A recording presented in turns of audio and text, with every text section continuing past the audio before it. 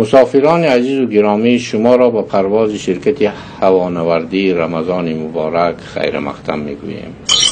رقم پرواز 1438 هجری. خط سیر به سوی بخشش و مغفرت خداوندی. مسافه سفر از 29 تا 30 روز.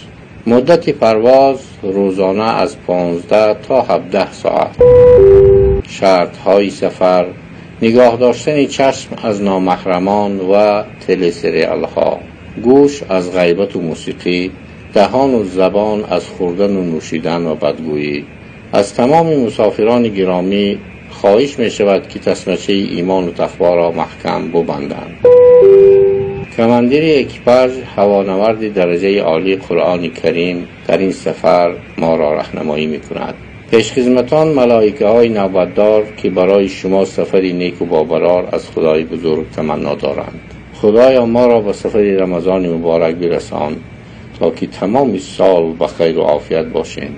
همه طاعت و عبادت ما را قبول فرما، گناهانمان را مغفرت کن، از ما خوشنود و راضی شو، ما را به بهشت فردوس برسان.